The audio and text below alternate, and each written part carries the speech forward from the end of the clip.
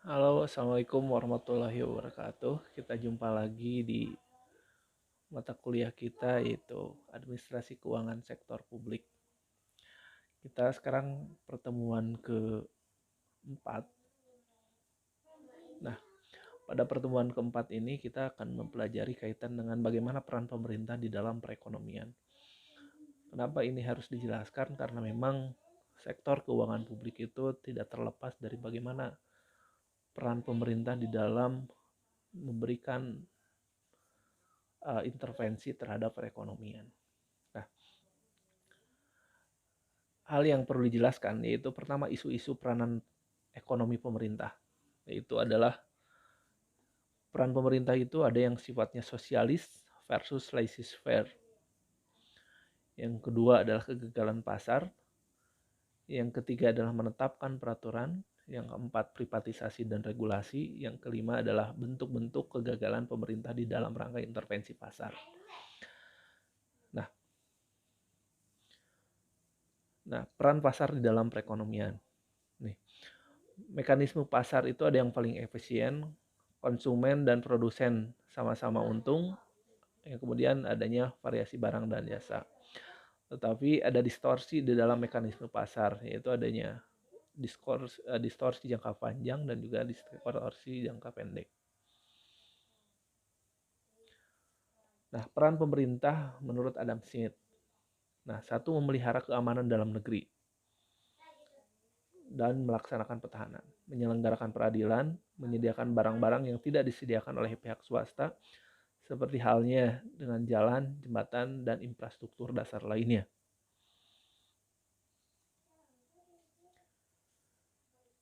Alasan bagi pemerintah melakukan intervensi itu disebut juga dengan kegagalan pasar. Satu, adanya persaingan pasar yang tidak sempurna.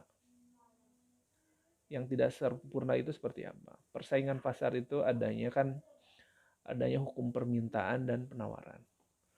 Hukum permintaan dan penawaran itu menjadi tidak sempurna bila ada hal-hal tertentu yang mempengaruhinya. Misalkan terhadap monopoli suatu barang itu akan terjadi persaingan pasar yang tidak sempurna. Kemudian barang-barang yang sifatnya langka itu juga akan terjadi persaingan pasar yang tidak sempurna. Dua, adanya barang publik, swasta tidak mampu menyediakannya secara utuh atau cukup. Nah, ada barang-barang yang secara ekonomi swasta itu tidak mampu untuk menyediakannya secara utuh atau cukup. Misalkan rel kereta api. Rel kereta api itu tidak semuanya swasta bisa menyediakan secara cukup. Atau kalau misalkan dikuasai pun oleh swasta, tentunya ini akan menjadi permasalahan yang lebih rumit. Kemudian ada pengaruh eksternalitas, ada pengaruh yang sifatnya positif, ada yang pengaruhnya secara negatif. Kemudian ada persaingan pasar yang tidak komplit. Pasar yang tidak komplit itu karena memang kita tidak ada pilihan lain terkait dengan barang-barang. Artinya ketika kita disediakan barang yang itu saja, artinya kita tidak bisa memilih bahwa mana yang lebih murah atau yang lebih mahal. Kita harus mengambil itu barang itu karena itulah yang tersedia. Kemudian yang berikutnya adalah informasi yang tidak sempurna. Nah, informasi yang tidak sempurna itu karena memang pemerintah mendapatkan informasi yang memang sebagian-sebagian. Sehingga ini intervensi pemerintah terhadap pasar itu menjadi kurang begitu maksimal. Yang berikutnya adalah pengangguran yang tinggi dan gejolak makroekonomi lainnya. Pengangguran yang tinggi ini akibat memang ketersediaan kaitan dengan lahan pekerjaan yang begitu sulit sehingga banyaknya pengangguran. Karena sektor-sektor ekonomi itu tidak menyerap tenaga kerja yang cukup.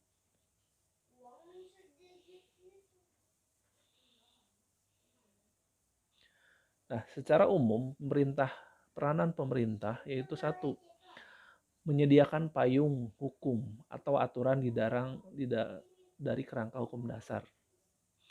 Yang kedua, mengatur dan mengawasi aktivitas ekonomi melalui regulasi, yaitu dengan pajak dan subsidi.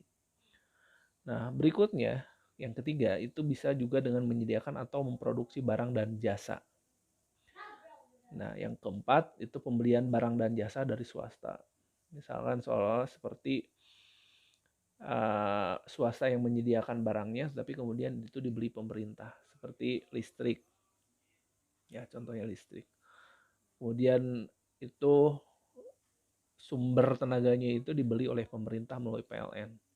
Ada yang berbentuk PLTA, ada yang berbentuk PLTP. Nah, itu yang kemudian dibeli oleh pemerintah. Yang berikutnya adalah peran pemerintah itu redistribusi pendapatan. Artinya mendistribusikan ulang pendapatan-pendapatan itu melalui program-program, misalkan. Ada yang disebut juga sama halnya dengan kayak pajak, artinya mengambil pajak dari orang-orang yang konsumen barang mewah misalkan ya. Itu untuk didistribusikan dalam bentuk pemberian subsidi kepada masyarakat kecil.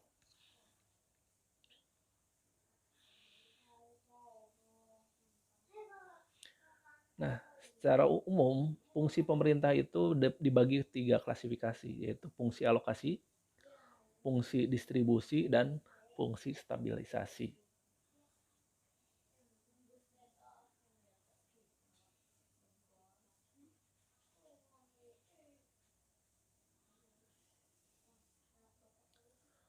Nah, bagaimana caranya pemerintah melakukan intervensi terhadap perekonomian? Satu, dengan membuat peraturan untuk meningkatkan kompetisi. Ya, membuat peraturan.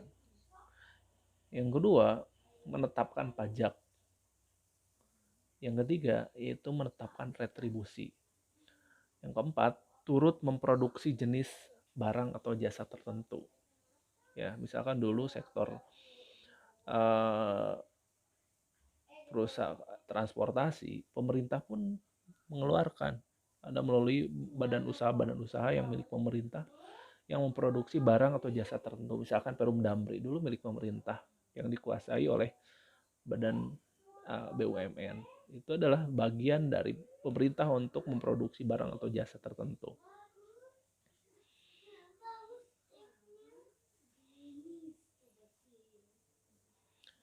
Nah, tujuan dari pengenaan pajak dan retribusi. Satu, untuk membiayai penyediaan barang dan jasa publik. Salah satunya. Yang dua, meningkatkan distribusi pendapatan. Itu distribusi pendapatan tadi dijelaskan, jadi yang mengambil dari yang ekonomi tinggi untuk didistribusikan kepada masyarakat yang lemah. Tiga, mendukung atau menghambat suatu kegiatan. Mendukung atau menghambat suatu kegiatan, yaitu peran pemerintah bagaimana mengatur semacam kegiatan itu dapat dikendalikan. Contoh misalkan, adanya pajak rokok, adanya bea cukai. Nah, itu salah satu bentuk bagaimana pemerintah untuk menghambat peredaran rokok itu supaya tidak terlalu banyak. Bayangkan kalau misalkan rokok itu tidak dikenakan bea cukai, tidak dikenakan pajak rokok. Nah, rokok itu akan sangat murah sekali, sehingga banyak sekali orang yang bisa mengkonsumsi rokok. Ya. Tetapi dengan adanya bea cukai, dengan adanya pajak rokok, rokok itu akan menjadi mahal. Sehingga orang-orang yang mengkonsumsi rokok itu harus berpikir 2 kali untuk mengkonsumsi rokok. Sehingga konsumsi rokok itu menjadi sedikit. Langkah-langkah dalam mengatasi kegagalan pemerintah. Satu, adanya privatisasi. Privatisasi itu adalah memberikan kepada swasta itu di dalam rangka untuk melakukan semacam privatisasi, artinya diswastakan. Yang berikutnya deregulasi, artinya mengatur regulasi kembali. Kalau misalkan ada regulasi-regulasi yang tidak tepat, itu diatur kembali sehingga regulasinya menjadi sesuai dengan keinginan atau sesuai dengan keadaan pasar yang sesungguhnya. Mungkin itu aja sementara yang dapat saya sampaikan. Mudah-mudahan ini bermanfaat buat rekan-rekan semuanya. Kalau ada hal-hal yang perlu ditanyakan, silakan untuk didiskusikan dengan kami. Terima kasih. Wassalamualaikum warahmatullahi wabarakatuh.